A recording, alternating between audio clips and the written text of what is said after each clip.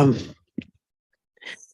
Good evening, everyone. We are going to go ahead and call to order the meeting of the City of Bloomington Township to order. And if everyone could stand for the Pledge of Allegiance.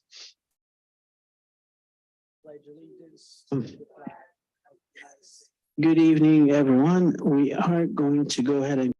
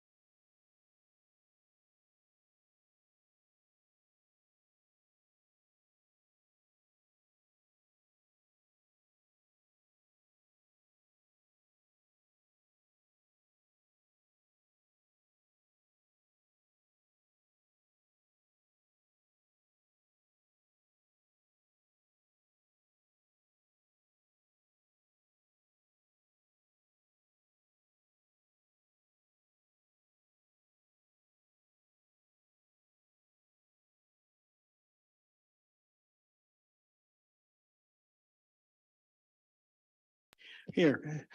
Thank you. I was looking at the wrong agenda. I'm glad that they all start the same way.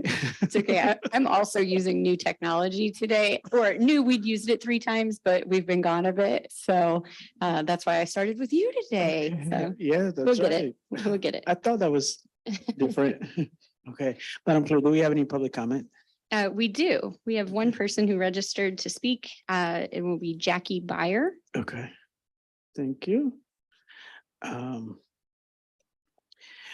Do we usually read the statement during? You don't read You it don't? Okay, all for right. Township. Okay, because everybody who comes for Township is just kind of different. Like- Okay, well, go ahead. Okay, good evening. My name is Jackie Byer. I just want to take a moment to acknowledge Assessor Scudder. With skyrocketing assessments, his job these days cannot be an easy one. I can only imagine the difficulties he faces in determining the EAVs for properties in this market, but also dealing with the challenges to EAVs from property owners as property owners get hit with significant increased tax bills. I also appreciate the We Value Bloomington website, which has a link to the property database with the residential unadjusted comparable analysis that is used to help determine residential EAVs. It allows me to see the reasonableness of my home's EAV value. I don't know who created the site or maintains all the property data, but kudos to them. As the lower market valued years drop out of the past 3-year average, these challenges will persist until the housing market cools. Just know that at least one person in the community understands the challenges you face, and I thank you for tackling them. Thank you. All right. We have no further public comment. Okay, sounds good. And we're gonna move on to the consent agenda. And is there a motion to approve the consent agenda? I'll move passage of the consent agenda. Okay, Trustee Hendricks and second. Okay, Trustee Matney. And roll call. Nope, we're actually going to do it electronically. Oh. I know. We're back. It's just keeping us off balance today. Mayor, could I ask a question before we vote? Was Councilmember Bolin going to try to join us via That's When remotely? I checked with IT, she was not online. And she's still not online. Okay. So Okay. yes, but yes, you are correct. Good, yeah. That was the plan. yes, good reminder. Thank you. So we are voting online, right? Yes, that is correct.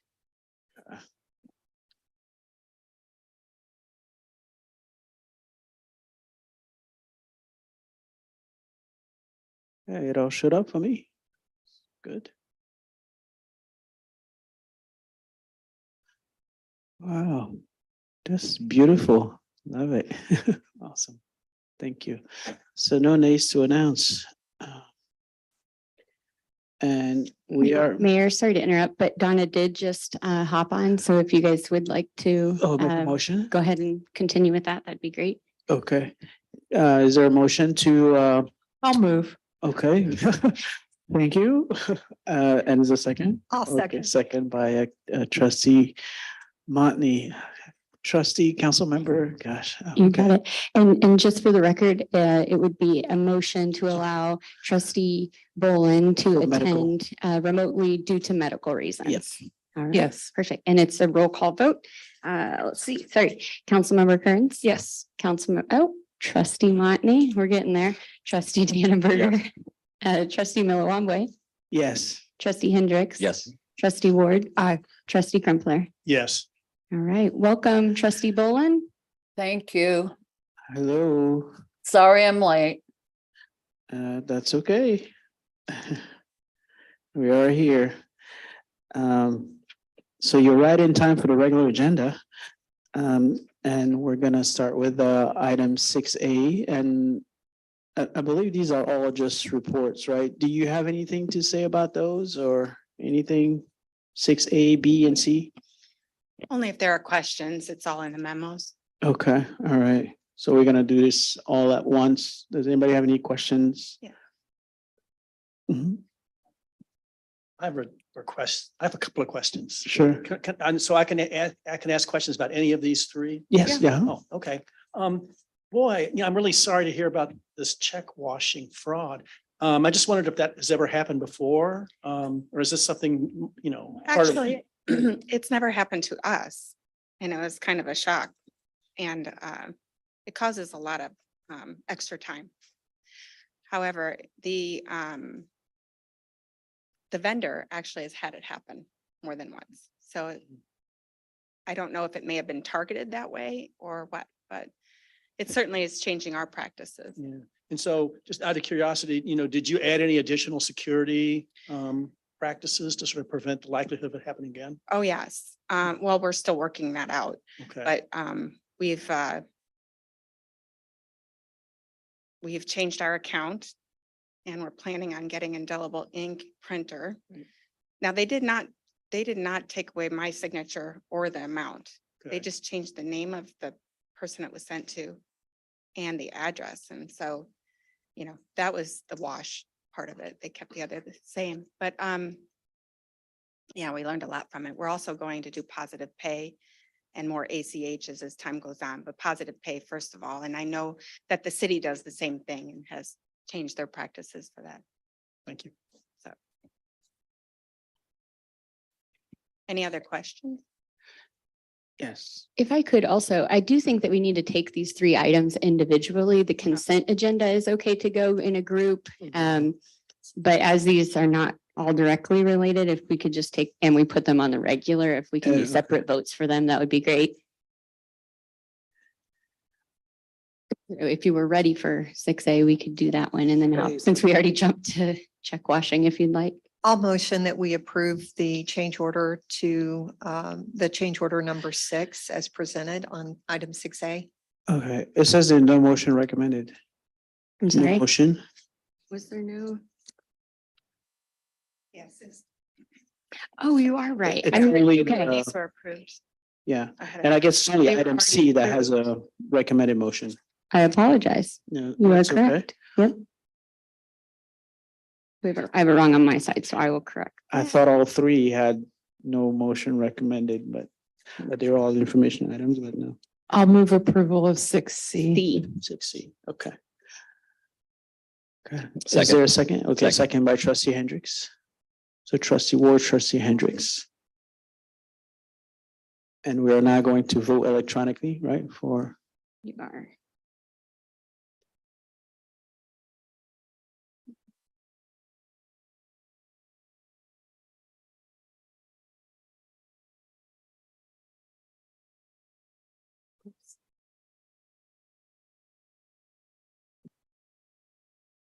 I think I lost my voting button. Did it not come up? Do others have a voting button? Okay. yeah. It already appeared, voted. but then I hit something else and it went away. I can go ahead and take yours. You Yes. vote yes, okay, Mhm. all right. And trustee Bolin, can you hear us? Yes, yes, I'm voting yes. You're voting yes too. Okay, perfect. Okay, awesome. Item passes, no nays to announce. And now we are going to move to reports by elected official, and then we'll start with Township Supervisor Schoed. We're seeing a major influx of people coming into the township again, high numbers. But it disappoints me to say not everyone's getting their paperwork in, or they're realizing they don't want to turn in some of the things that we ask for.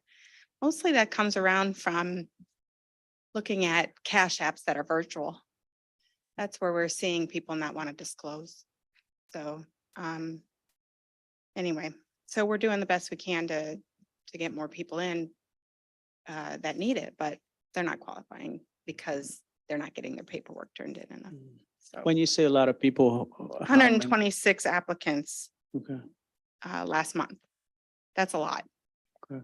Um, and what's the comparison? Well, usually the comparison is 20%.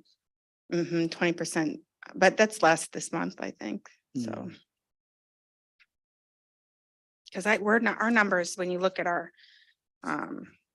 we only had 20, well, maybe it's similar, 29 grants or, well, redeterminations are 29, 5 new clients, just 5 new clients for general assistance. Emergency assistance, we had 19 that were approved. So that's, seems to me still very low compared to what we are getting in. So my goal is to get all of our documents, our forms that are needed online and interactive. We have our application that way. The problem with that is they're not typically filled out exactly right anyway, and we're doing our back and forth conversations with people anyway. So I'm gonna at least try that. So. Okay.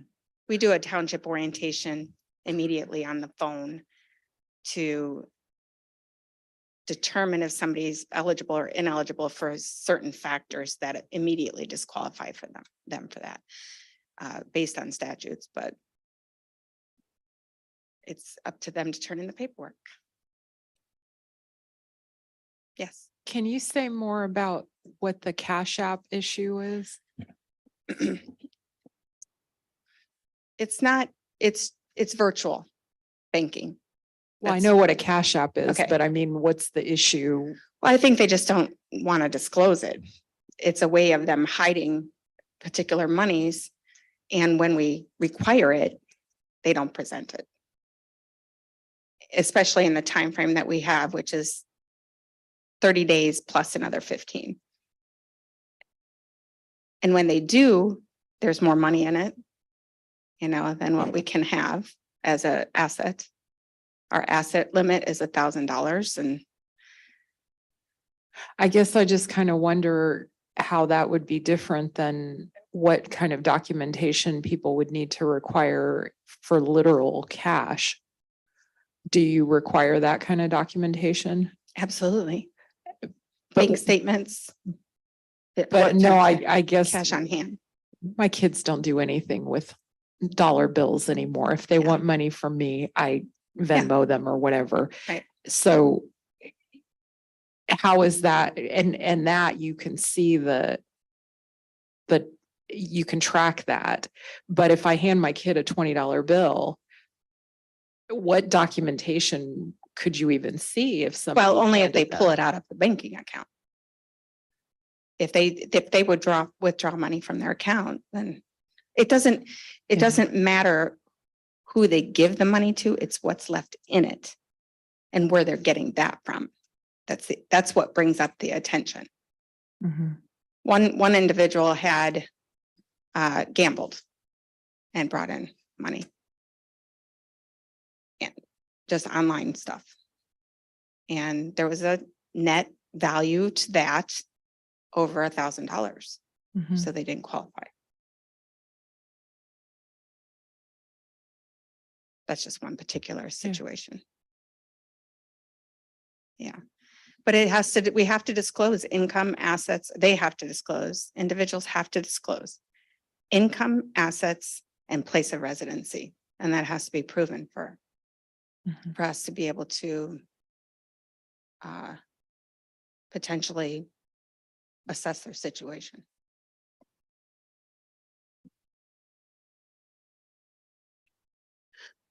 Other questions? Okay, seeing none, we're gonna move on to Township Assessors. Scudder. No. Good evening. The assessments have all been turned over to the county. The county, we adjusted 24,000 properties out of the 27,000. And the sales have been a lot higher than the assessments. So the assessments had to be adjusted upwards to meet the plateau of the sales prices. We didn't get enough adjustment on our own, so the county added another 2% to the whole township. And that will be in the publication on the 27th of October. The deadline to file an appeal with the county board of review will be November the 27th. If you don't agree, the market value of your property is what is suggested. That would be when a taxpayer would file the complaint form with the board of review. If we didn't adjust the properties and the county didn't adjust the properties, then the state would adjust the properties to the whole county. So we don't believe that there will be anything from the state level because of the two adjustments made at our level, but we'll see at the end of the board of review. And there is the board of review rules and guidelines are attached to the report, and then the complaint form for non-farm property in the county. If they have any questions, they can fill out that form and they can email it to the board of review or mail it in, just as long as it makes the deadline date.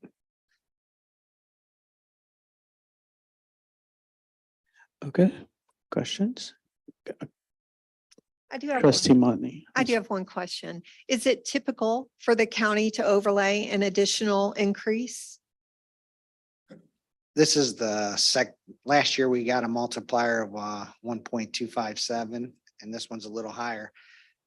I don't know if you remember the public comment before. The assessments are adjusted by the sales that happen over a 3-year average.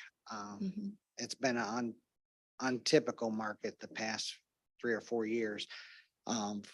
Increased sale prices since the end of the COVID pandemic. So the assessments were kind of staying level, and then the spike in sales and the high rising prices with the low inventory is causing the assessments to go up with the sales prices. So is it typical that it happens at the county? No. Would you mind just quickly stepping through how that works? So the county is going to impose a 2% multiplier over what you have provided, which then would apply to residents of the Bloomington Township and the city of Bloomington. Correct. So I'm not sure I understand your question. So you want, So I guess maybe it's more of a statement. I've just not heard of this. So you said they've only done this one other time and it would have been last season. it's been a long time. We've gotten steady multipliers of 1 for quite a few years. But in the past, we've had negative multipliers from the county where sometimes we were over, our assessments got higher because the market was sinking faster. So our adjustments are done by location, and each neighborhood and areas and pockets of the city, we can adjust by the sales, where the county sees it as the whole township. If all the sales are falling below the assessments, they'll lower it that way. Or if all these sales are falling above the assessments, then they boost them up. And that's what the state does at the Department of Revenue. They have to maintain certain metrics in order to see that everything is equitable and everybody's paying their fair share. So if we weren't, what we did got us to where we were. And this, it wasn't enough. And then the county imposed the extra additional 2% to everybody. But at the state level, if all of McLean County fell under, they would apply the same multiplier to the whole county of McLean at that same level. So we're all doing our portions of getting sub-markets equalized and treated the same, so that if the state puts a multiplier, everybody goes up the same amount. So we got everybody adjusted out, and then the county put a township multiplier, so everybody should be on the same level playing field of paying their fair share. So we didn't have any lowers, somebody paying less than this house is paying in this neighborhood less in property taxes according to their value than this property, and this other neighborhood is paying more because their house was valued at a different rate. So if I'm following you correctly, the action that the county took was taken because in turn, the state would then take action upon them or the entire district? The action, yeah, exactly. It's what the numbers are filed. Illinois is a full disclosure state. When a property sells, the green sheet transfer declaration deed goes to the state Department of Revenue, and they get the sale price. And then they get the assessed value at the time of sale. So they check sales in Springfield for every property that's sold to see where the assessments are lying. And then they make adjustments, and we get their information back here, and we enter it in our database, and we make those adjustments on a spreadsheet to make sure everybody's at 1/3 of market value, 33 1/3. Right. And so if it's off a little, it's there's on our level, it's the most boots on the ground, getting the information as correct as we can get it, so that when they make their adjustment, everybody's moving at the same rate. So it seems unfair, but it's fair. It's as fair as it can be in an unfair situation.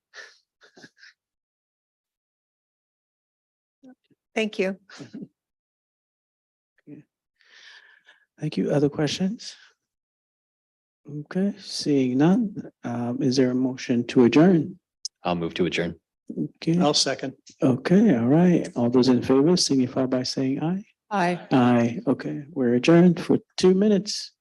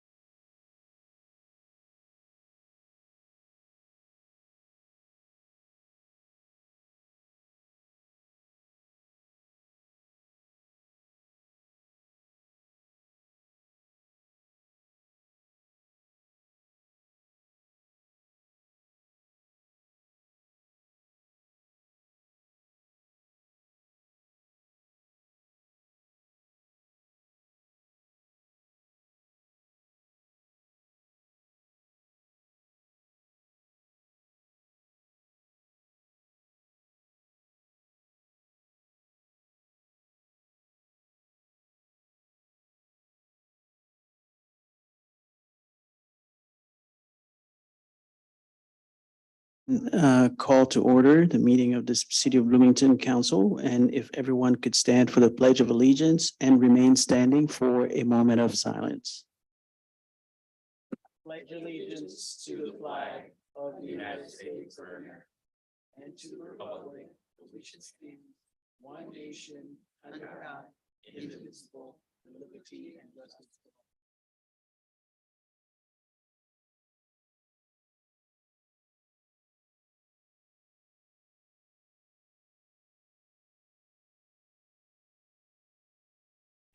Thank you.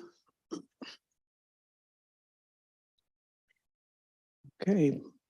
Madam Clerk, can you please call the roll? Councilmember Kearns. Here. Councilmember Motney. Here. Councilmember Dannenberger. Here. Councilmember Hendricks. Here. Councilmember Ward. Here. Councilmember Lee. Here. Councilmember Crumpler. Here. And I'm here. Sorry. You're here for the long way. I was waiting for it. Councilmember Bolin has requested remote attendance due to medical reasons. And so I'm going to ask for a motion in a second to allow her to participate remotely. I'll make that motion. I'll second. Okay. A motion by Councilmember Crumpler and second by Councilmember Ward. And we're doing a voice vote. Yes. Okay, roll call. Councilmember Kearns. Aye. Councilmember Motney. Yes. Councilmember Dannenberger. Yes. Councilmember Hendricks. Yes. Councilmember Ward. Aye. Councilmember Lee. Yes. Councilmember Crumpler. Yes. Okay, awesome. And Councilmember Bolin, are you there? I am here. Thank you. Okay, thank you. We're going to move on to item 5 on the agenda, which is a proclamation for National Apprenticeship Week as requested by the Administration Department. And I believe we have Veronica Inselman. Okay. Hello, Veronica. How are you? Good. Awesome. So if you can step up to the podium, I'm going to go ahead and read the proclamation. You brought your support person. Kurt Randall. Also, it is nerve-wracking to come up here. So I'm going to read the proclamation, and then I'll give you a chance to say a few words. And if you would like afterwards, I will not only hand this to you and maybe a chance to take a picture if you're not ashamed to be seen with me in a picture. Not at all. Thank you. Okay, awesome. Whereas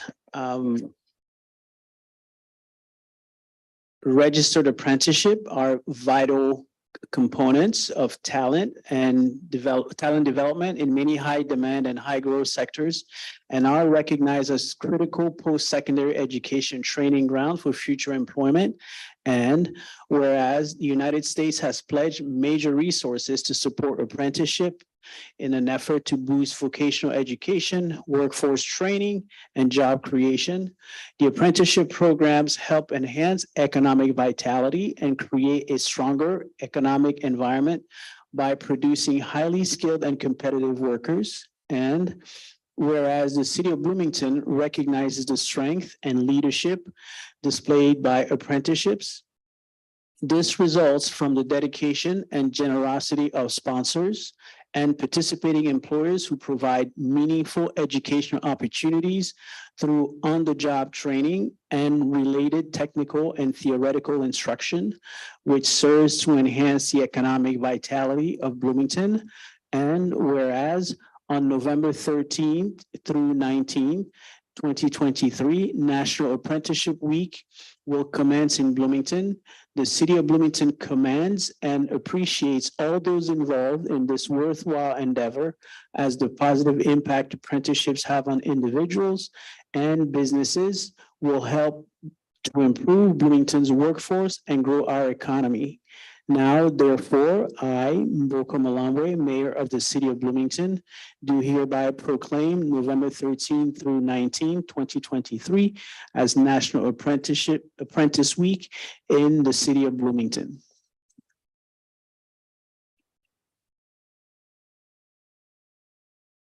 Thank you very much. Yes. We come to you, with this request. It's the, as it said, Apprenticeship Week begins November 13th. We'll be celebrating that week, beginning with this proclamation. We're also having, a signing event for the new apprentices that are joining the program this fall, similar to an athletic signing. We have, oops, oh, now it's on. Okay, so we'll have a signing event for the new apprentices that joined us this fall. There will be 20 of those, and that would look similar to an athletic signing. Those 20 new apprentices come from 4 employers in the area, and they are currently pursuing our industrial maintenance apprenticeship, a tool and die maker apprenticeship, and a building maintenance technician apprenticeship. Since the start of the program in fall of 2020, we've had a total of 52 apprentices with us. 6 of those have already completed their instructional training as well as their on-the-job training. So they have received, each of them received 2 certifications from Heartland in addition to the Department of Labor completion for their occupation. And I'll let Kurt talk about some other things. And we just want to share that apprenticeships, you know, you kind of hear the term and it sounds like an old term. You can call the program whatever you want, a technical training program, a technical trades program. But really there's over 1,300 occupations. So if there's an occupation, if someone's paid for employment, we can build an apprenticeship around that. So you combine on the job work with some related coursework. And that's kind of a proven way to build talent and people. You can provide like upskill opportunities from an entry-level role into a more advanced role. And we're really excited to work with companies and businesses and city agents, city, state, and county agencies to build apprenticeships. And we've seen that it really cuts down on turnover where a lot of companies are struggling to keep people in roles. I think they say now the average is about 2.5 years for younger generations to stay in a role, and apprenticeships consistently keep people in roles longer and build really strong loyalty to companies and agencies and that. So we thank you so much for your support for apprenticeships, and we look forward to growing them in the region. Yeah, I'd like to present this to you. Yes, yes, yes. I won't bite.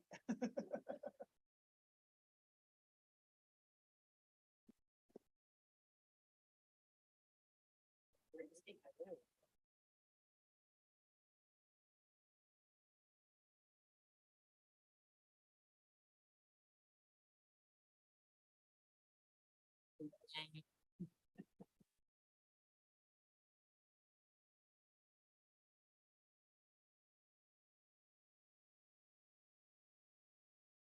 you.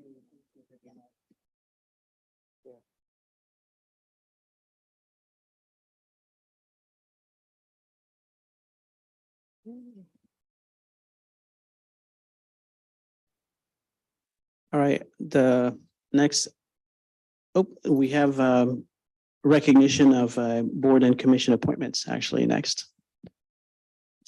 All right, we'd like to recognize the appointment of John Scott Denton, Elizabeth German, Timothy Harris, Aaron Klein, as well as Kathy Lust, Caitlin Selman, and Jay Shannon, and they are being appointed to the Special Commission for Safe Communities. And then also an appointment of Sarah Edelman to the Japanese Sister City Committee. Okay, thank you. And now we're going to move to a public hearing on annexation agreement with Carl and Sarah Muller for the property at 1426 Points Road as requested by the Economic and Community Development Department. And I am going to turn it over. So the time actually is now 6:12 p.m. and we'll open the public hearing now. And I'm going to turn it over to City Manager Gleason, and then who will bring up Kelly Pfeiffer to present. Come on up, Kelly. And Mayor and Council, going to turn this over to Kelly. Kelly Pfeiffer is the Assistant Director of the Economic Community Development Department. And she's got this item and then a couple on the regular agenda. Kelly. Correct. Is it on? There we go. The property in question tonight is 1420 6 Point Road. It is a parcel with a single family home on it. It's already developed. It is currently uninhabitable due to a well failure. The owners are requesting annexation motivated by the need for the city water. Provisions in the annexation agreement for right-of-way dedication have been made. The payment for substandard road fee will be paid. Water tap-on fees will be due at the point of connection. Provisions are also included for future public sanitary sewer extension that will be on the responsibility of the owner. Tap-on fees will be due at the time that does. There is a zoning recommendation by the Plan Commission for R1B, single-family zoning upon annexation. And later the annexation as well as the rezoning will be on the regular agenda. I'm happy to answer any questions. Okay. Are there any questions from council members? Okay, seeing none. Just for the record, I was going to mention that nobody registered to To speak? testify. Yep. Okay, okay, sounds good. So we just move on from there then? Okay, awesome. Is there anyone from the public who would like to say anything? Anybody who's present? Okay. Say strong silent type today. So I guess at this point, then I'm gonna go ahead and close the public hearing at 6:14. Thank you, Kelly.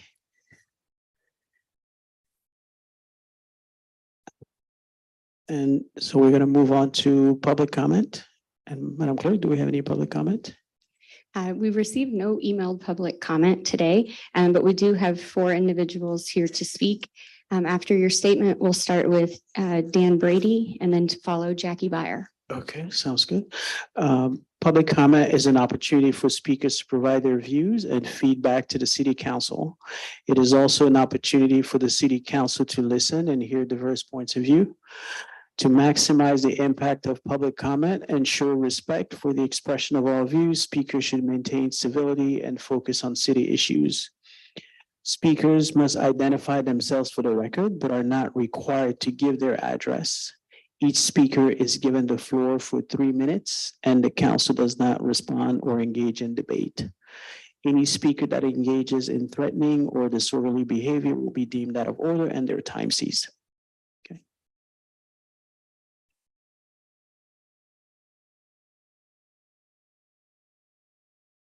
Thank you very much. Good evening. I hope you didn't craft that, Mayor, just specifically for me and my comments. Thank you. It's a pleasure to be here. Good evening. My name is Dan Brady and I live at 24 Vandecon Way in Bloomington. Being born and raised in Bloomington has given me a unique perspective in seeing and dealing with many of the changes and challenges Bloomington has gone through and continues to go through. Challenges like the troubling acts of violence that affects residents' public safety. On such an act is what my remarks are based on tonight, and articulate a negative which was turned into a positive. The negative was on the evening of July 2nd of this year, where a shots fired incident on Bandicon nearly missed a homeowner, thank goodness, in their driveway, but did cause property damage. And later, the recovery of 8 spent shell casings by the Bloomington Police Department proved how lucky that resident was. It's believed that gatherings in adjacent Clearwater Park may play a role in this and other incidents. Concerned neighbors wanted their voices heard and asked what could be done. We reached out to the Bloomington Police Department and found response for help in the neighborhood was quick and direct. Thank you to the chief and assistant chief at the time was Chief Walmsley. Next, a neighborhood meeting was set for July 20th, held in Clearwater Park, where over 60 residents attended. Also in attendance was Bloomington Police Department officers and Sergeant Jared Beerbaum, who spoke and listened to all the residents, as well as our ward councilman, Tom Crumpler, was there and spoke and listened as well. And thank you very much, Councilman, for being there. Some of the ideas from the meeting as well came from the Bloomington Police Department. Thank you, Lieutenant Albee. They became priorities. Today, Clearwater Park is a safer and lit and now shining in the parking lot, the gazebo area, the basketball and volleyball court area, and parts of the walking path. These areas now are lighted during evening park hours and no longer are areas of darkness where trouble may lurk. Because of these and other changes that will continue, like increased police presence in the park and ongoing communication with our city administration, our city manager and others and staff, Clearwater Park is safer. Some key city Bloomington department directors and staff members like Mose Ricky, David Lamb, Jan Elam, and Casey Mish, and Ben, and Eric Veal, and yes, Catherine Murphy were all very, very helpful in this particular project. Please accept my thanks and that of the residents of Clearwater Park neighborhood. Thank you very much. Thank you. All right. Next up, we'll have Jackie Byer and then to follow Serena Fish. Okay. Good evening again. As you know, I'm very concerned about the upcoming tax bill for that will be hitting next year for tax year 2023. So I'm kind of really pushing the fact that the increase in EAVs are really going to affect our tax bills. And I'm very concerned about the taxing bodies in our community, kind of thinking that they won the lottery and will be looking to capture all of the EAVs. I don't know where the city of Bloomington is in that process or where their headspace is, but as the city of Bloomington continues to work on the levy, I'd just like to point out a few additional things that I pointed out last week. The consumer price index has only gone up 3.7% from September 2022 to September 2023. Inflation is slowing, which indicates there should not be a need for a large levy increase. Once government budgets increase and new spending levels established, any attempt by elected officials to reduce the budget is usually met with significant resistance. When it is time to vote on the proposed levy, whatever it may be, I suggest that you dig into the data using the McLean County Assessor's website to know exactly what a yes vote for the levy means to your neighbors' tax bills, as well as your own. Based on the constituents that you represent, especially those who are recently campaigning, what kind of property tax bills did they want to pay? Were property taxes one of their main concerns while you were canvassing? Homeowners are not getting salary increases anywhere near to the property tax increases or inflation. What is the difference in value between a dollar spent directly to the city through property taxes versus that same dollar being invested into the Bloomington economy, with the city receiving the revenue indirectly through taxes such as the gas tax and sales tax? What does it mean for that dollar to be spent within the community to attract businesses who rely on consumers' disposable income to thrive? Where do you want that dollar to be spent, and which is most important to economic development and the expansion of the tax base? A dollar paid in property taxes takes a dollar away from the economy. People stopped spending money at Eastland Mall, and look what happened. Last year, it was presented that a property owner paid 12 to 13 cents on the dollar in property taxes to the city of Bloomington. Over 60 cents of that dollar goes to the respective school districts. If you were to take the school districts out of the equation, the city of Bloomington represents about 33% of the remaining non-school district tax dollar. That is significant. How much of the proposed levy will be based on needs versus wants? Property taxes is one component that determines the affordability of the American dream of owning a single family home with a yard. Please don't allow property taxes to price people out of the market. Thank you. Thank you. Next. Next up, we have Serena Fish and then to follow Scott Steinling.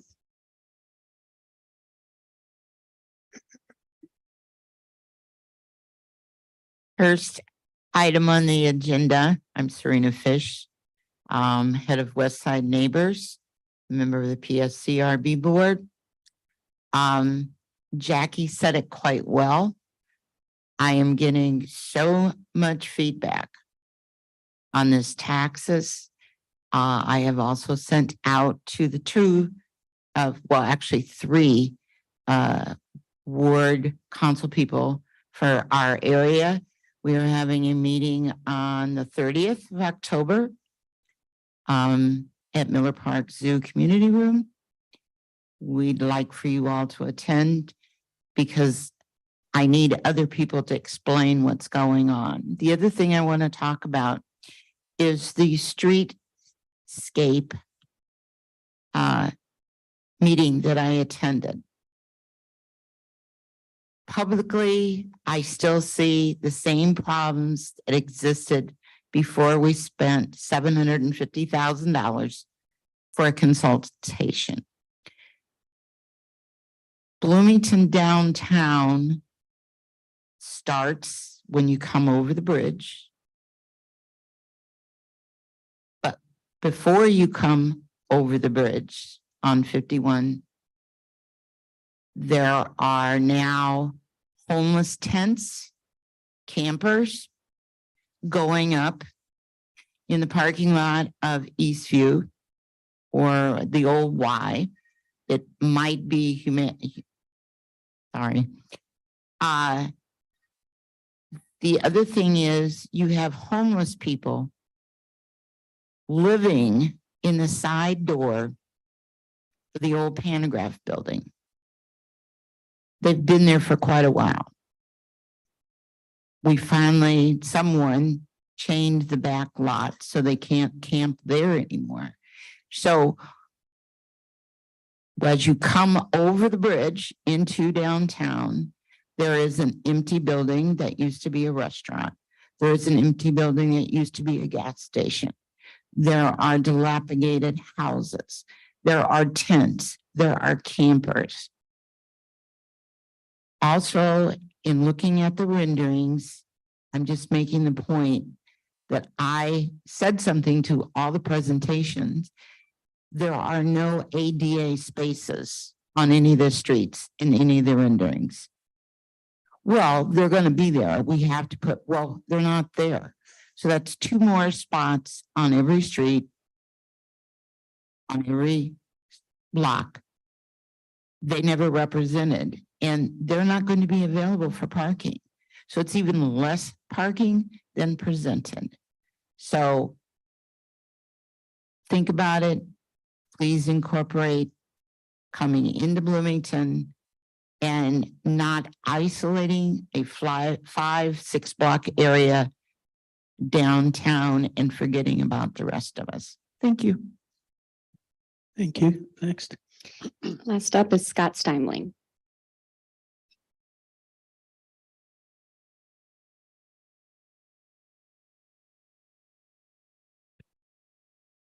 Scott Steimling, Ward 4. My big concern is the streets in the city are absolutely in deplorable condition.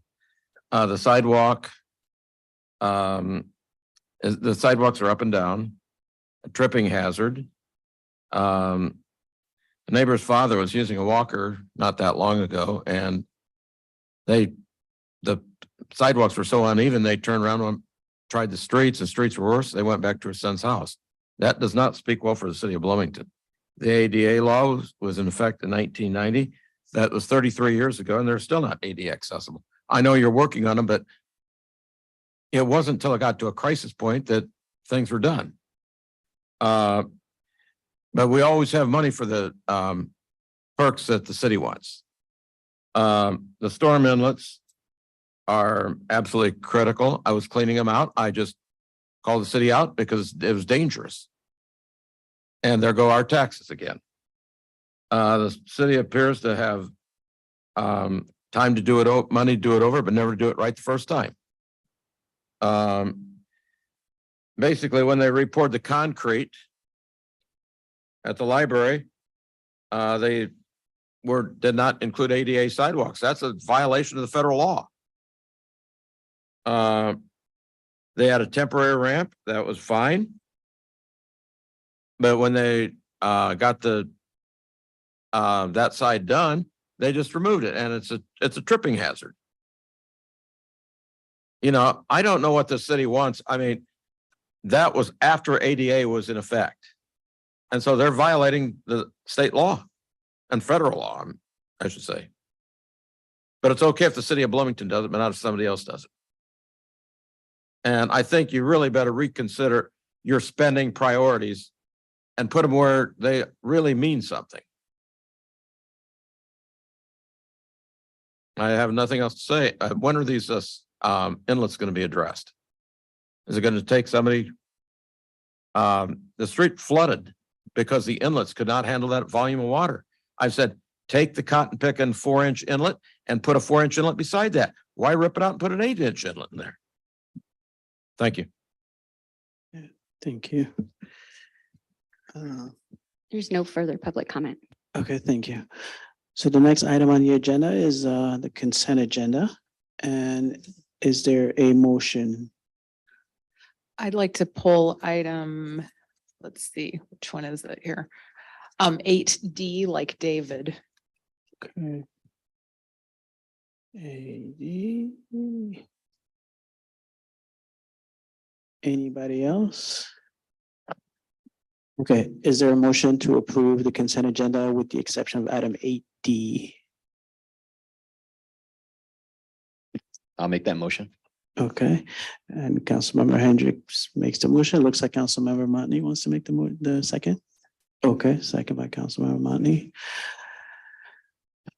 And we are going to vote on electronically on everything but 8D.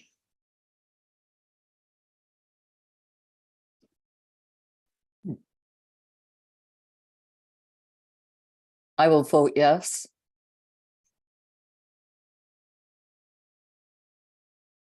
I knew that.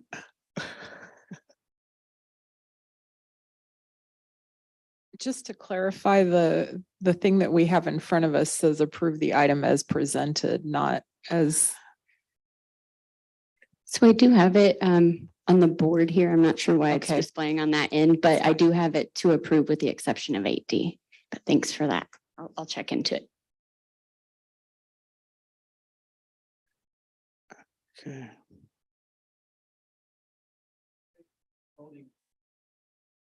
That's okay. I'll just do the ones that are left. Councilmember Crumpler,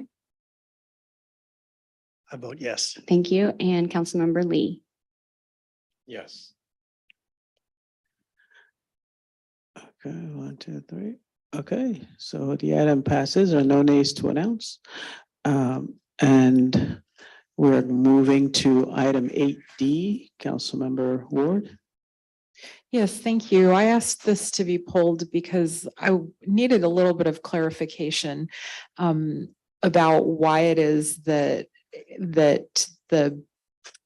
the city is, the staff are recommending what they are recommending for this bid. It wasn't entirely clear to me what the specifications were that that weren't met. And I'd like to just hear a little bit more before we decide to move forward with purchasing essentially a fleet of gasoline powered vehicles as opposed to electric vehicles. Sure. Thank you, Councilmember Ward. I have Jason Wingate with me here. Just in short, I want to assure you that there was 3 bids that were received. Of the lower 2 bids, which were both gas and electric, they did not meet our specifications, which you mentioned. Of the bids that qualified, there was gas and electric, and the electric was higher than the gas. But in reality, it's all not about just the price itself. It has to do with longevity, and I think I should let the expert in the room explain that. So. Thank you, Eric. Yes, really, when we were thinking about these next fleet of carts, which we are certainly appreciative of the opportunity to get these, it was really with the end game in mind, which was these carts lasting hopefully 10 years, which would allow them to be used also down at Highland Park Golf Course. And in order to keep carts for 10 years and we'll maintain them well, gas carts are really the best and most economical option.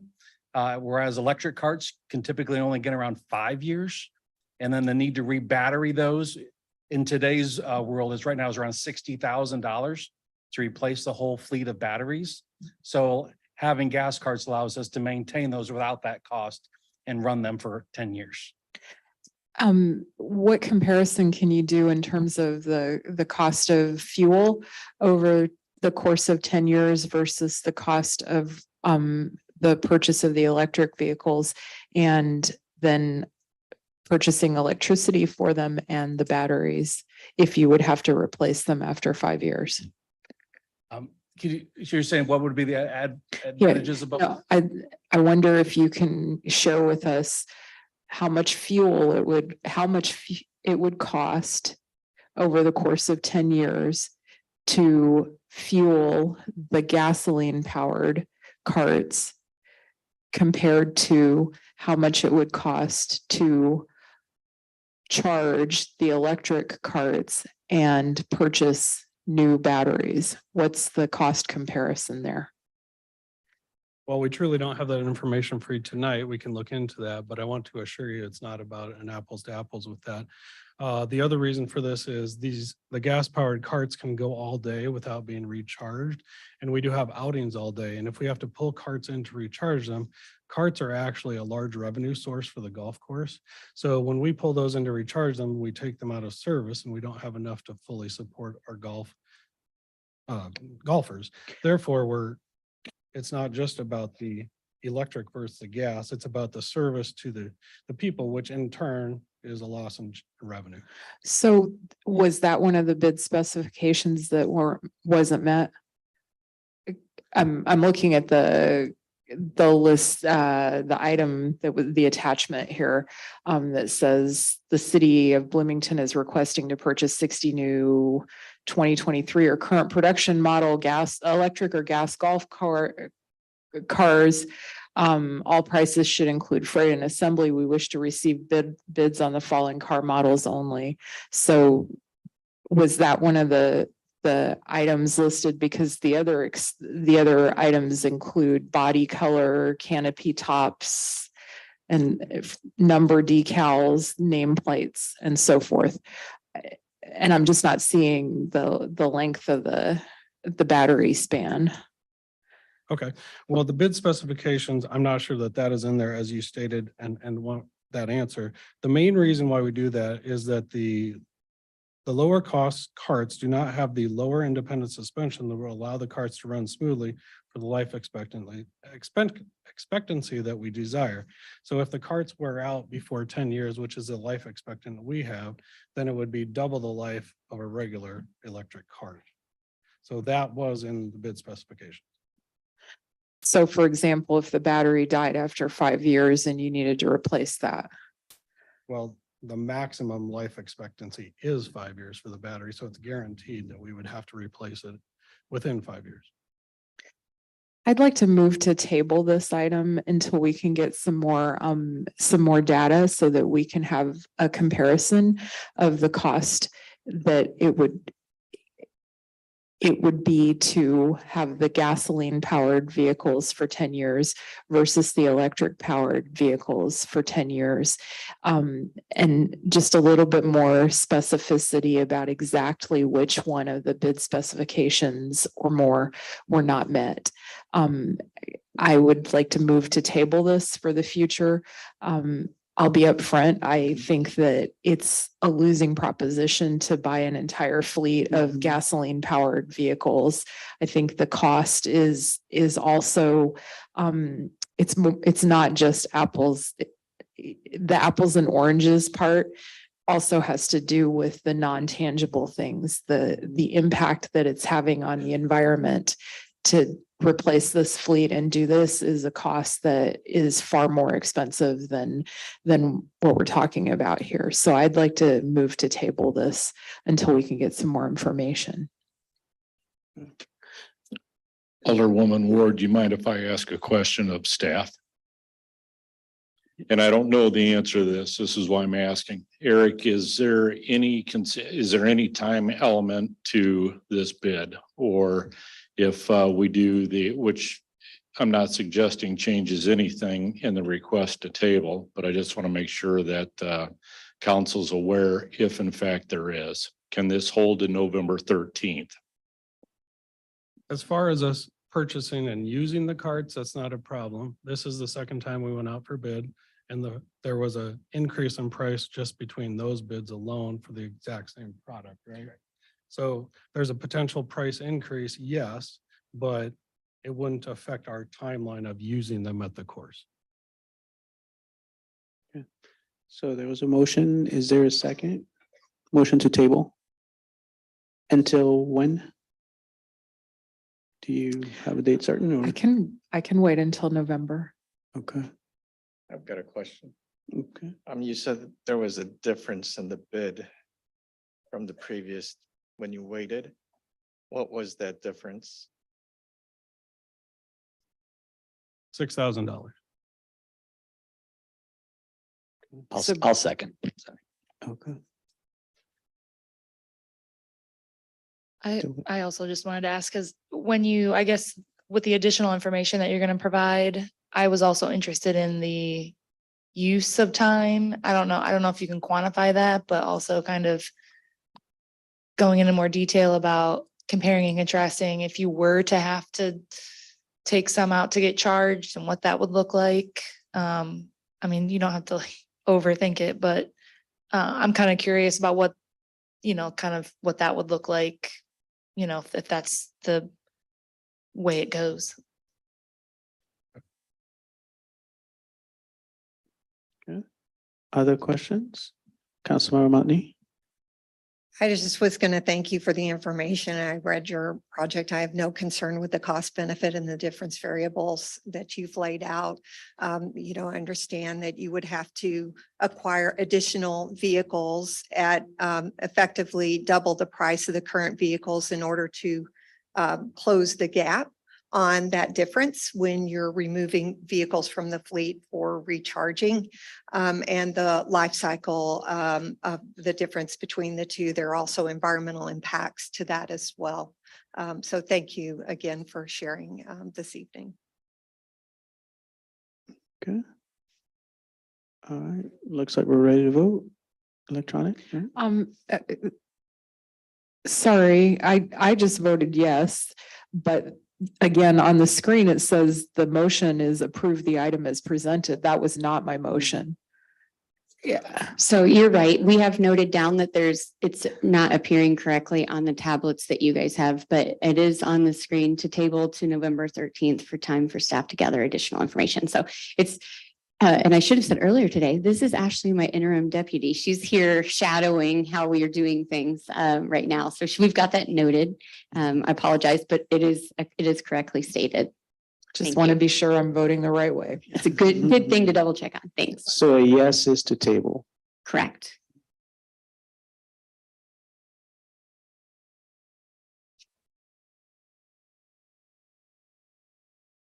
Oh, yes. And Councilmember Bolin No. totally did not need reminding.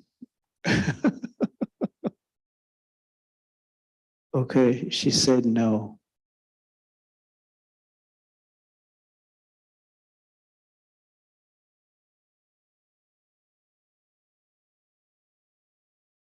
Okay, so there are 5 nays, and would you announce the nays? Yes, Councilmember Kearns, Councilmember Bolin, Councilmember Motney, Councilmember Lee, Councilmember Crumpler.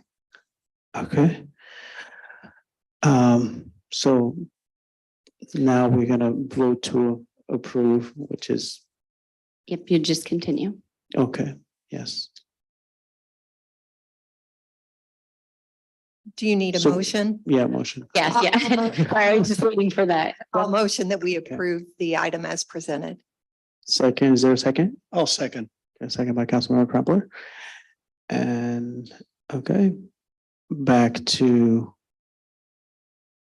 the electronic voting. But everybody look over here, not on your tablets.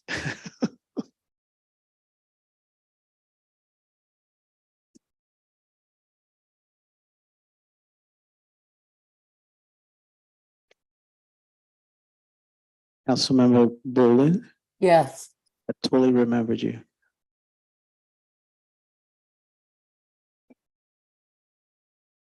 Okay, there are 7, is 1 name, Madam Clerk?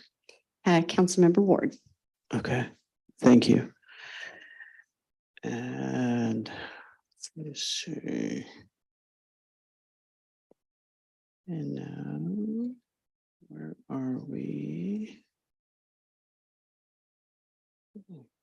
And now we're gonna move on to regular agenda, and with item 9A, consideration and action on resolution authorizing an annexation agreement with Carl and Sarah Muller for the property at 14206 6 Points Road, as requested by the Economic and Community Development Department. And I'm going to turn it over to Deputy City Manager Tyus.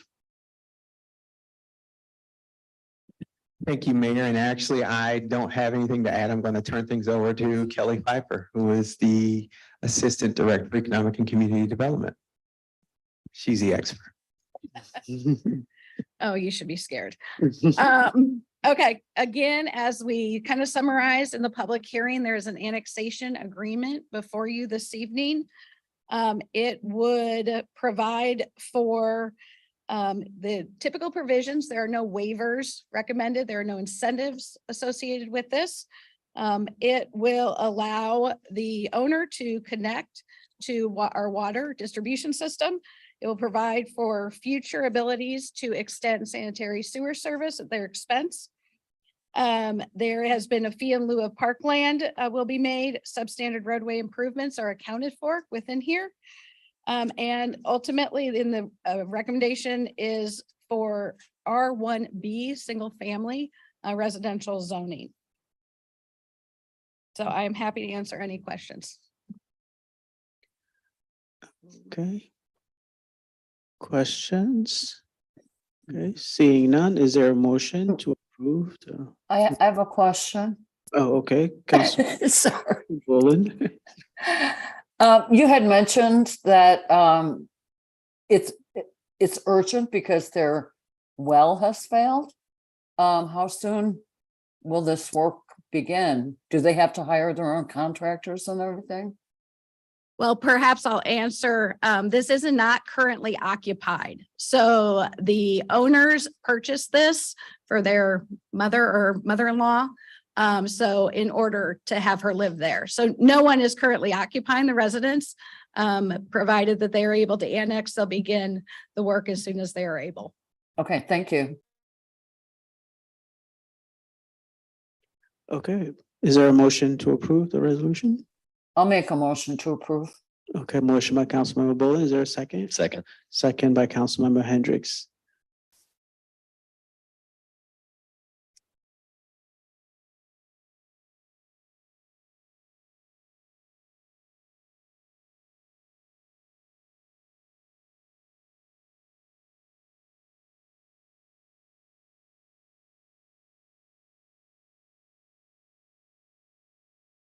Councilmember Boland, how would you like to vote?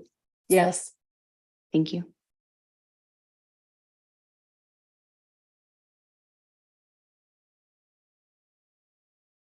Okay, the item passes. There are no nays to announce.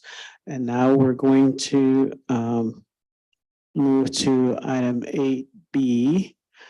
Consideration action ordinance and annexing the property at 14206 Points Road and approving a zoning map and amendment for said property to the R1B Single Family Residential District as requested by the Economic and Community Development Department. Billy, should I pass it on to Kelly? You are under the spotlight today. Well, they're all related. So based on the approved annexation agreement, you're now presented with a petition to annex the property, and the subsequent rezoning would be R1B single family. Okay, is there a motion to approve? I'll make a motion to approve. Motion by Councilmember Boland. Is there a second? Second. Councilmember Hendricks, and let's go ahead and vote electronically.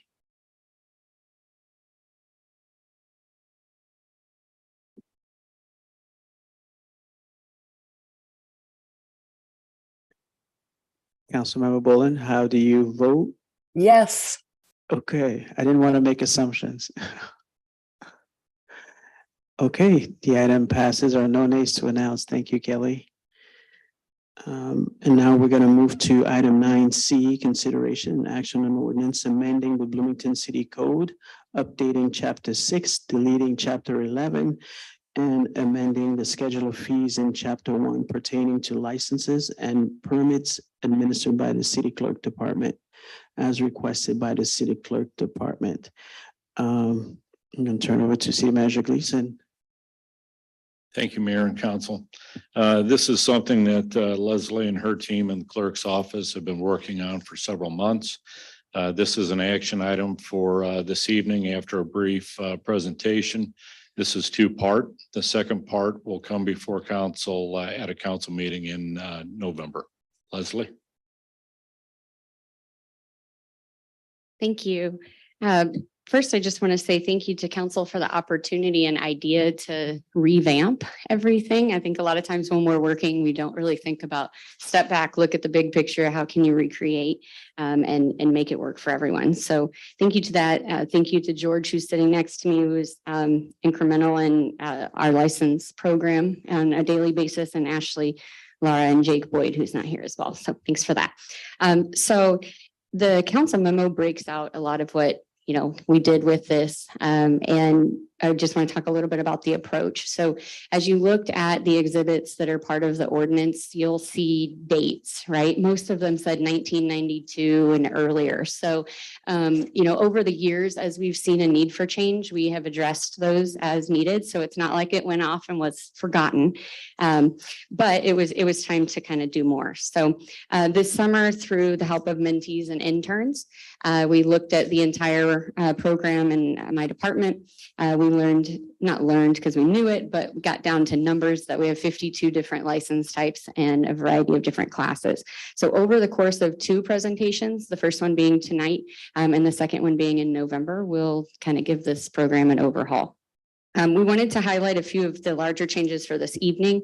We're going to talk to you a little bit about updating chapter 6, which is alcoholic beverages, and then removing chapter 11 entirely, which is applicable to business license, registration, and regulations. Those 4 underneath it are window cleaning businesses, coin operated dry cleaners, asphaltic concrete plants, and business registration, which we don't do. So a few bigger items to talk about for liquor. We really did a ton of improvement. It's all about processing, looking to see what's the most efficient way to do things. We reached out to our license holders also by email and gave them the opportunity to send us ideas, constructive criticism, et cetera, and got a great response back. Many of the things that we heard were already ones that we have in play, maybe not in tonight's presentation necessarily, because we're kind of hitting it incremental, but definitely in this next one. So I just mentioned the chapter 11 removals. Those ones, they're no longer needed. Ones like asphaltic concrete plants, things like that, those are actually regulated by zoning. And then for chapter 6, our liquor provision, we're removing 3 license, or what I would call a combination. That's outdoor. We currently do that with outdoor dining and bar service. Seasonal liquor license, which is actually going to be done through a nonprofit license, and then stadium will fall under entertainment. Other things that we did with the help of George is address penalties, hearings, and fees. We did that to ensure process and consistency amongst all license. So we had these 3 pillars that we talked about: safety, consistency, enforcement. And so we want to really look and make sure that all the businesses across the community are being treated equally. And so in chapter 6, section 41, we did increase a penalty. That might have been the one that popped out to you. It went from $100 to our suggested $1,000. Wanted to call that one out. That is if the mayor by proclamation decided that a business functioning with a liquor license was unsafe, or for safety and health reasons had to be shut down, and the business continued to operate. Right now, we would charge them $100 penalty. So instead, we're proposing to move that to $1,000. So while it is a big change, it is, I think, one that's warranted. And then an improvement to our hearing processes, we added a provision so that the mayor could appoint a hearing officer if he discovered that there was controversy, perhaps amongst the liquor commission. And we do that now with video gaming. So again, it's aligning our license across each other. Other than that, we did a lot of cleanups with gender pronouns, what I'll call archaic family references, and then added a lot of, 3 different definitions: venue, extension of premise, catering. There were some changes on the catering side as well. For consistency purposes, we added a $250 application fee. That's a primary license type, and there was no application fee for it. Whereas others, when there's notice involved, is $400. So comparatively, we did go with the lower application fee, but since no notice, went with $250. And then we also moved that license is $75, and we moved it to the $100 per event. I'm going to leave it at that and see if there's any questions that you do have. But again, just thanks for the opportunity and excited to move forward and bring you the next steps. Councilmember Crumpler? Yeah, I just have a comment. Thank you, Mayor. Leslie, I just want to thank you and your team for this kind of fine grained editing. I know it's a lot of work and I really appreciate the clarity of language and all you've done for the, to make these codes clear. So thank you. Thank you. I would just quickly echo that as well. I was talking to downtown business owners and they had mentioned that this would make things so much easier and combining, so they really appreciate it too. I appreciate the feedback. Thanks. Councilmember Ward? This may sound like a small thing, but I really appreciate your efforts to make the language of the code more inclusive. I think that says a lot about the character of our community, and it's a little thing, it's grammatical, but it matters. It does. And just as a side point, we have a recodification project that's going on. And so eventually these will all fold into that and we'll hit it from the whole code at some point. But thank you. All right. Thank you very much, Leslie. I have a question. Oh, Councilmember Boland? Yeah, I didn't read all 76 pages. I'm sorry. Are there any words that say citizen? Because also part of inclusion with our welcoming city ordinance. I just want to make sure that it says resident. It does. And actually, resident is defined in the definitions. Thank you. Okay. Mayor, if I could ask, there was one thing that I found. So at the top of Exhibit C, which is a schedule of fees to the ordinance, we edited the effective dates at the top and we should not have. And so I don't want the whole schedule of fees to be effective at a later point, and I think we'd put January 1. So if you wouldn't mind, if when you make a motion, hopefully in our favor for this, if you would ask that there be amended to, let's do November 5th. So Exhibit C with an amendment to November 5th. I can help out with that too. So the motion would be to approve with an amendment for Exhibit C to show that it starts on November 15th? You got it. I'll make that motion. November 5th. I think you said 16th, but November 5th. Yes. Okay, all right, almost. I'll make the motion, yes. Okay, motion by Councilmember Hendricks and then second by Councilmember Ward. And Councilmember Boland, how do you vote? Yes. Okay, and everybody else can vote electronically. They can, if I can get it up. I apologize. I'm doing the tech part and this part, so it's kind of fun today.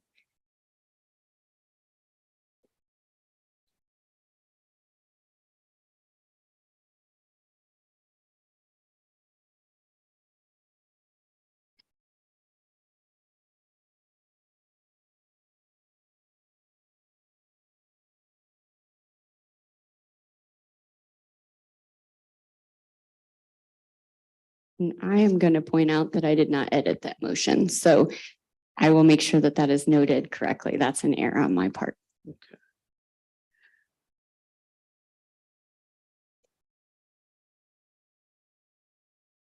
Okay, the item passes. No need to announce. Thank you very much, Leslie. Thank you. I know that's a labor of love kind of project. Couldn't said it better.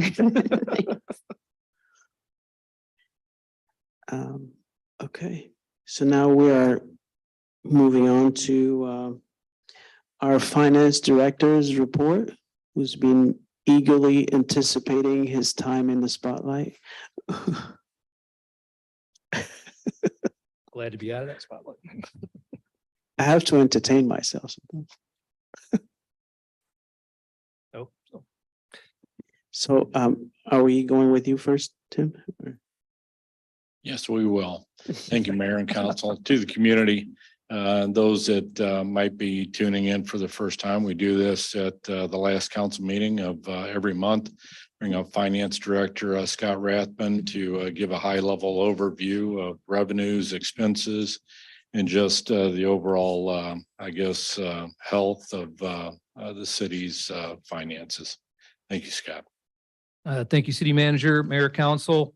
Yeah, we can get lost in the numbers sometimes, but the general theme has been the same for the last few months. The inflation in the economy, I've mentioned this several times, rough on consumers.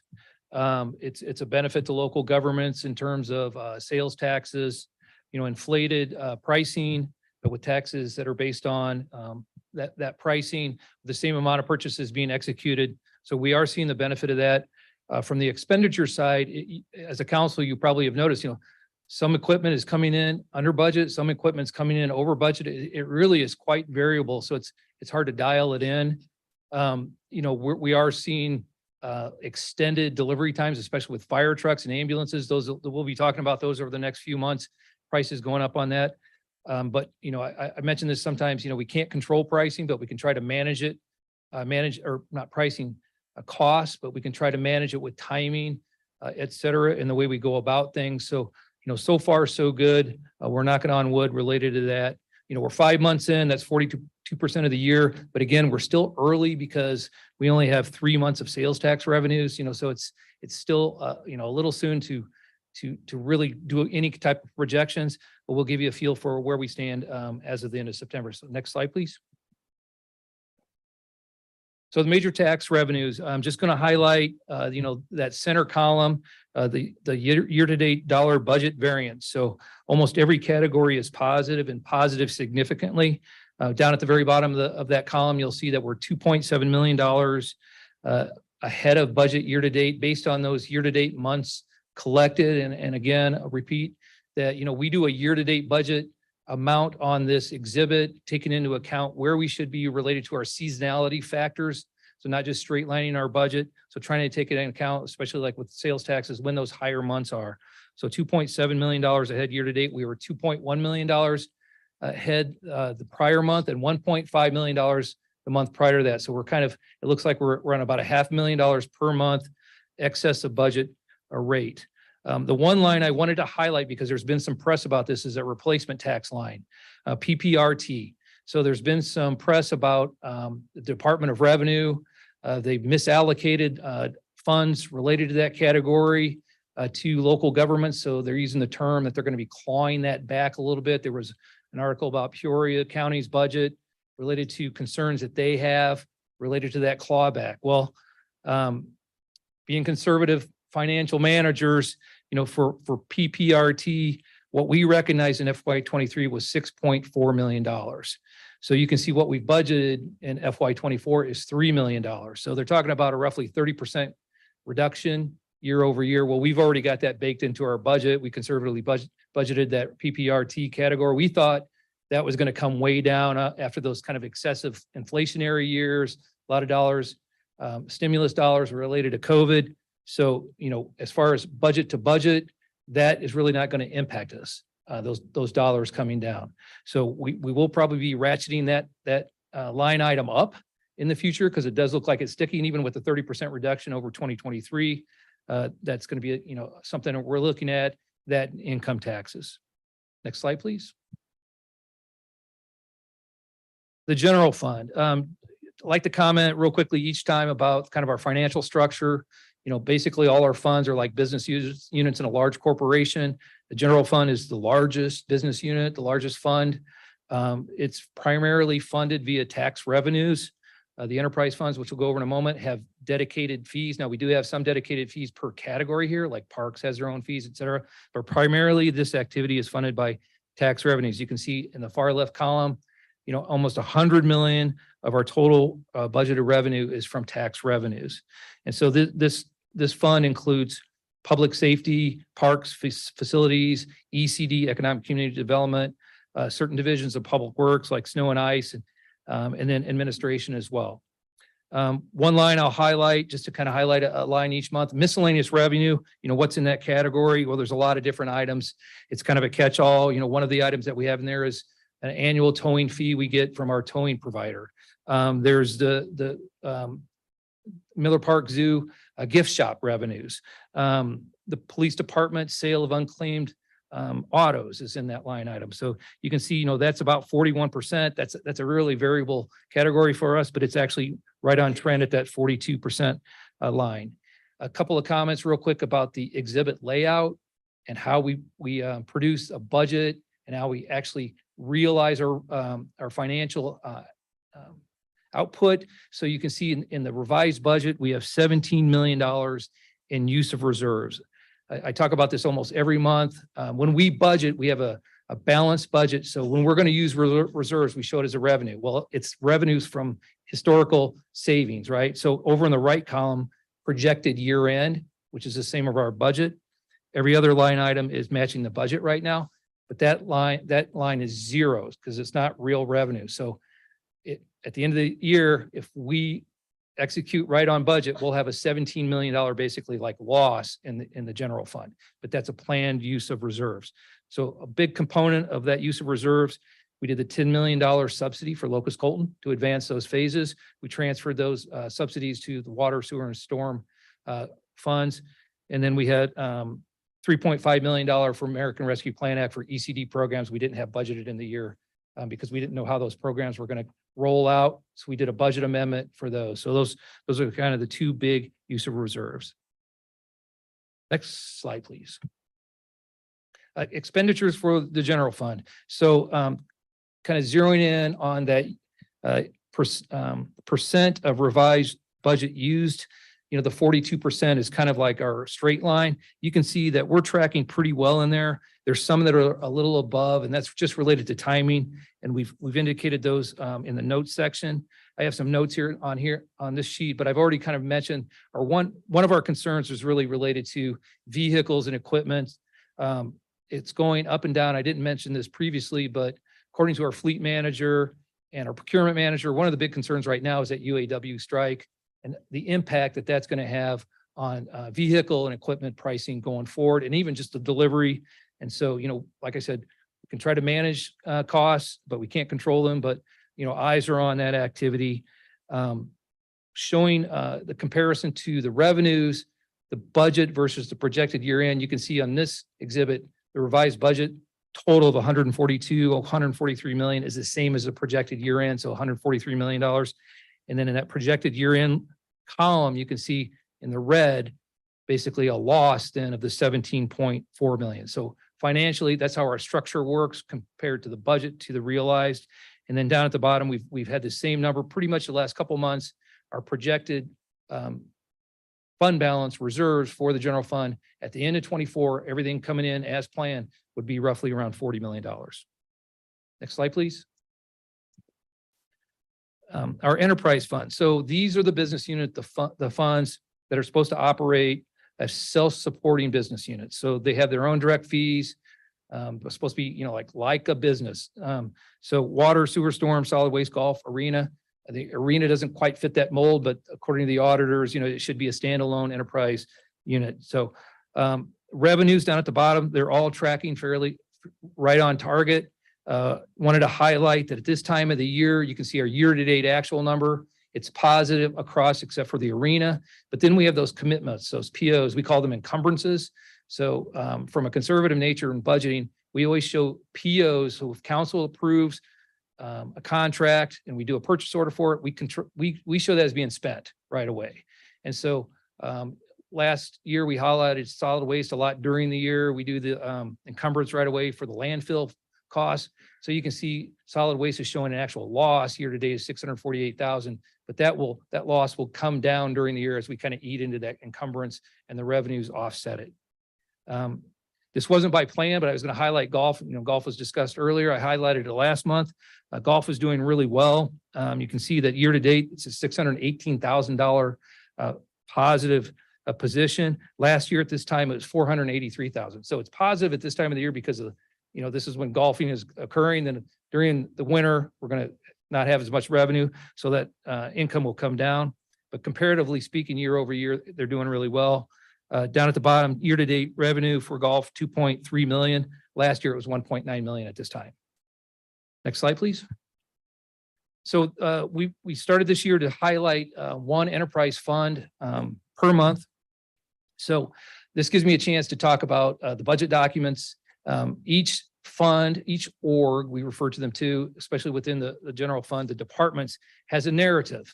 So the narrative within the budget document describes what the fund does and the funding sources and the accomplishments for the prior year and the focus on for the coming year. So the stormwater management narrative says, you know, the program highlights is to maintain detention basins, storm sewers, stream channels, and inspections as part of the stormwater and sanitary sewer master plan. So, you know, what does the storm water fund do? That's it in a nutshell. So revenue wise, just focusing on the revised budget. Kind of want to highlight when we're going through these individual funds, you know, what is the activity that's hitting these funds? So you can see we've a use of reserves, just like the general fund, charges for services. So those are the monthly fees that are hitting the utility bills, and those are charged kind of on a square foot basis per lot size. So for smaller single family homes, the average cost per right now is about $4.38. For larger commercial lots, Public Works actually measures the impervious area for the lot, and then that's assessed, you know, per square foot on that basis. So concrete gets charged more. And then miscellaneous revenue, you can see we have $4 million. Recall that from a budgetary standpoint, we use sort of cash accounting. So that's a borrowing related to the East Street Basin project. You can see that out in the note to the right. And then the transfer in of $3,095,000, that's the Locust Colton subsidy from the general fund that was approved by council a month and a half ago, I believe now, maybe 2 months ago. So Locust Colton, to advance those phases forward, the general fund had excess reserves. Council approved that subsidy I'd mentioned earlier, about $10 million in total. 3 million of that went here to the stormwater fund. But I wanted to highlight before we go to the next slide that the operating income, really, you know, just the basic operating income is that $4.175 million in monthly recurring fees. Next slide, please. So expenditures. I mentioned this last month for enterprise funds. The capital projects are budgeted within the fund. It's a little different with the general fund. The general fund does a transfer to a capital improvement fund, and that's where the projects are executed. So looking in the budgetary column here, you can see $7.8 million in capital expenditures. You know, 4 million of that is related to that East Street Basin project, and then the other 3 million is related to the Locust Colton CSO project that I just referenced. So you can also see within their expenditure makeup, you know, pretty material debt service fees, IEPA loans, and there's also an equipment lease still going on. That equipment lease is going to be rolling off here in the next couple of years. Actually, we have some significant dollars rolling off in debt service in the next couple of years. And then I wanted to highlight that sick leave buyback. So that's been a point of discussion in years past. That there's still staff who date back, they have starting dates go back that still have a bank of sick leave. So when they retire, they get paid that out. But the way the timing works on that now, it doesn't impact their pensions. So there's no more pension spiking, so to speak, because it's paid out, it's smoothed out, and it doesn't impact that what their IRF pension is going to be. But that is forced, you know, that benefits line, because there's not a lot of staff in this fund to show that 68%, you know, year to date so far. Last comments on this. If you net out the capital projects and some of the other extraneous things, the operating expense for the storm fund is about 3.8 million. I just referenced that the operating income was about 4.2 million. So this fund's a little lean. It does operate with a surplus at around $400,000 to $500,000. So enterprise funds, if you strip out the capital projects, they really need to be operating in a surplus so they can afford those capital projects or accumulate reserves to afford larger projects all at once. So this one is operating in a surplus when you net all, you know, the use of reserves and net out capital projects. So that's one thing I've been highlighting in the last couple of months. Next slide, please.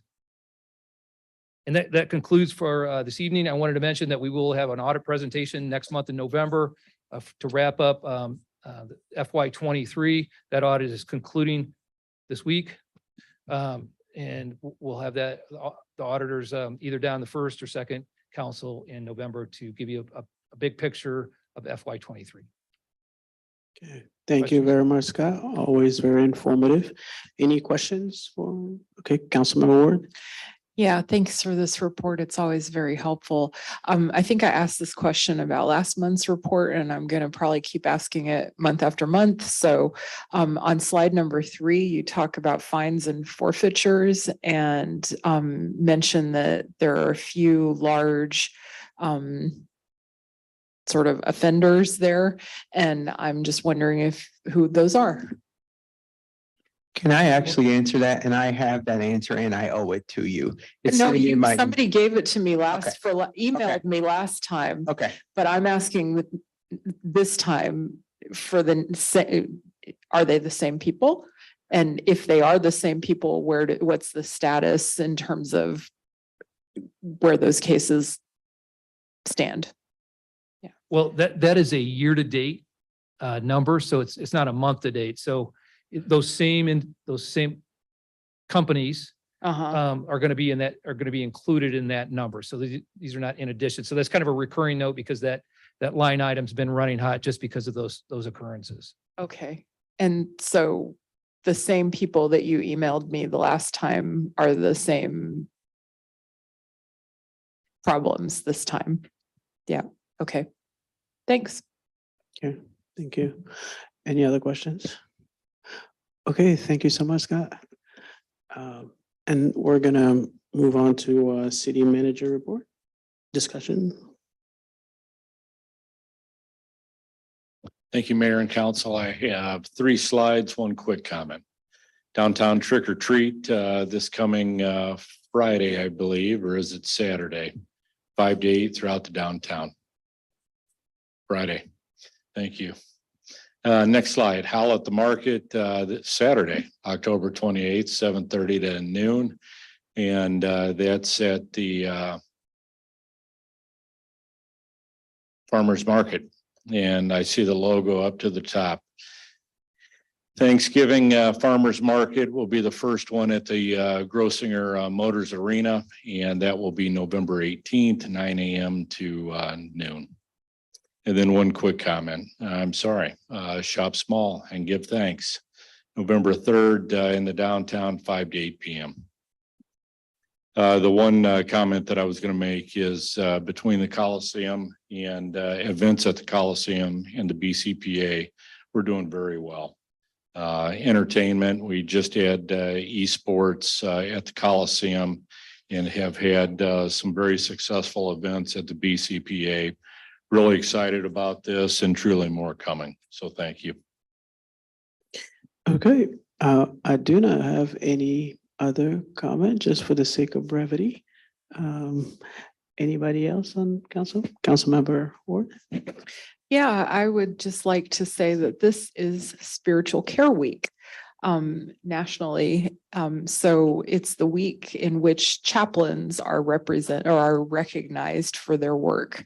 A professional chaplain is not somebody who just wakes up one day and says, I'm going to be a chaplain. A professional chaplain, a board certified chaplain, usually has a master's degree or more.